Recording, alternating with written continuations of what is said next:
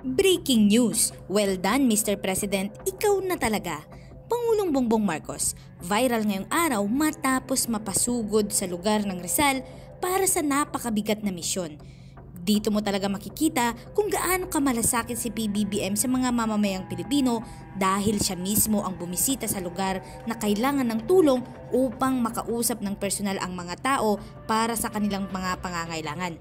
Eto legit mga kababayan dahil tanging si PBBM lang ang gumagawa nito sa ating bansa. Kaya totoo talaga ang chismis na makatao, matulungin, inuuna ang mahihirap, ginagawa ang lahat ng pamalang gawin upang mapaunlad ang buhay ng bawat Pilipino.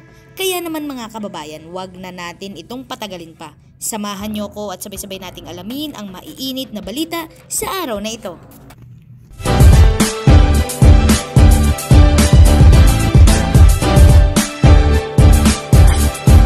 Just in, ipinag-utos ni Pangulong Ferdinand R. Marcos Jr. ngayong araw na panatilihin ang koordinasyon sa pagitan ng pambansa at lokal na pamahalaan upang matiyak ang mabilis na pamamahagi ng tulong sa mga residente na naapektuhan ng severe tropical storm Enteng. Binigyang diin ni Pangulong BBM na dapat matugunan kaagad ang mga espesyal na pangangailangan dahil nangangahulugan lamang ito na may mga lugar o grupo ng mga tao o komunidad na nangangailangan pa ng agarang atensyon mula sa pamahalaan. Sinabi ng pamahalaang panlalawigan ng Rizal kay Pangulong BBM na naibigay na nila ang lahat ng kinakailangang tulong sa mga residenteng tinamaan ng Enteng sa lalawigan. Bago tapusin ang briefing, inutusan ni Pangulong Marcos ang DSWD na ipagpatuloy ang pamamahagi ng mga relief goods sa mga apektadong residente habang inatasan naman niya ang DILG na ipagpatuloy ang pakikipagtulungan sa mga LGU. Inutos din ni Pangulong BBM sa Department of Environment and Natural Resources o DENR na mahigit na makipag-ugnayan sa DPWH para naman sa clearing operations. Nasa 8,036 families or 31,677 na katao ang naapektuhan ng bagyong Enteng sa lalawigan ng Rizal. Nasira din ng bagyo ang sistema ng Rizal Provincial Hospitals na nakapeg sa 533,700 pesos. Di nagtagal pagkatapos ng bagyo, ang DSWD ay nagbigay ng 11.62 million pesos na halaga ng tulong sa mga apektadong pamilya at mga magagamit na 100.40 million pesos na halaga ng standby na fund, pagkain at mga bagay na hindi non-food sa Calabarzon area. Now we move to the briefing from the DILG. You will brief us on Indonesia or you will brief us on... you can do both actually. Alright, unahin na natin yung bagyo. Okay, DILG please.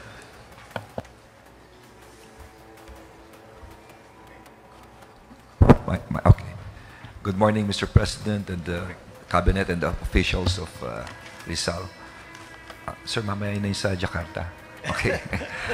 Well, nasabi na po lahat ni Governor Richie. It's just that as per our list, there are 5,973 families or 10,888 individuals that are still in 112 evacuation centers as of 6 a.m.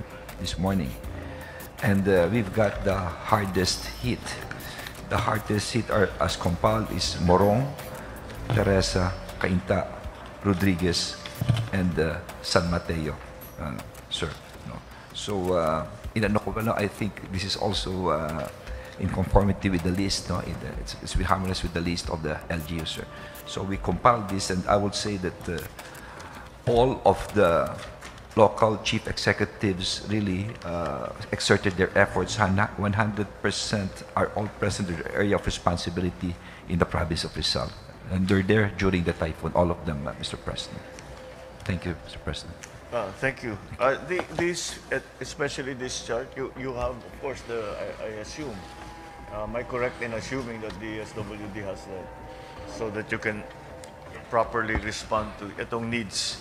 Yes, Mr. President. Actually, the next slide, pag time ko na, we can go through the... Sige, let's do that. All right, let's go to the DSWD's responses.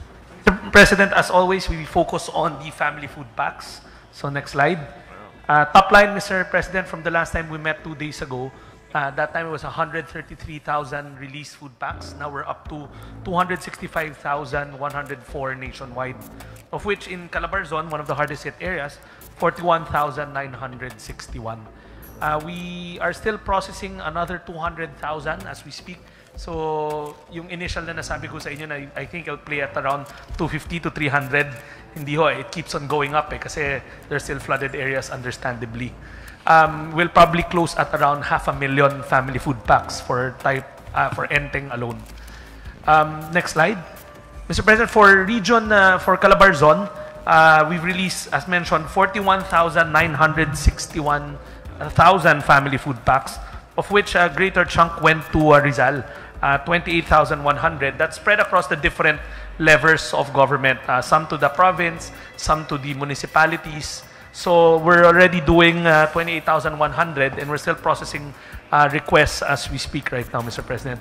We have that list ni Secretary Abalos. We get it also from the OCD, the hardest hit areas, and we've been coordinating with the province and the congressional representatives as to where we need to deploy more family food packs. Well, we can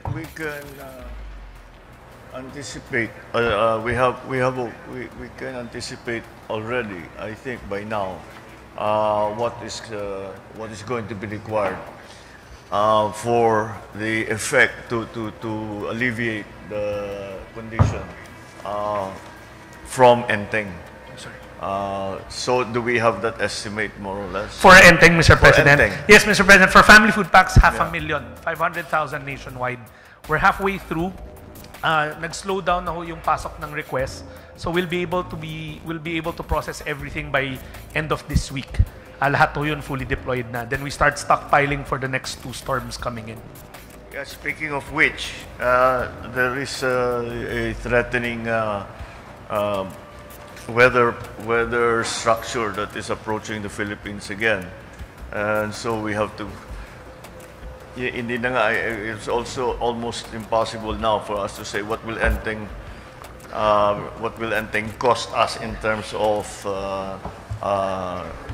food packs, non-food items, etc. All of the assistances that we will give people who have been displaced, all of those things, because we don't know when Enteng we will. I don't think we will have finished doing the effects of trying to alleviate the effects of Enteng before this other storm comes in. And so the SWD, you carry on doing.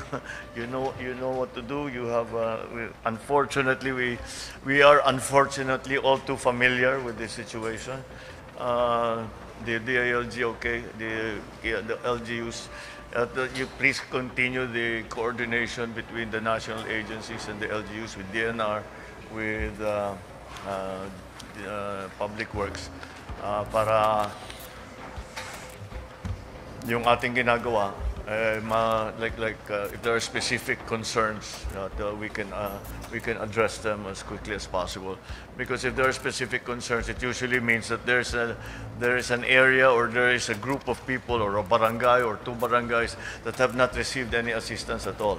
So we will have to do something special for them. Do we still have those barangays that hanggang ngayon di pa natin naabot? Wala na, lahat na napasok na natin. Okay, so that's one less concern for us. Okay, thank you all very much. Thank you. We are adjourned. Thank you.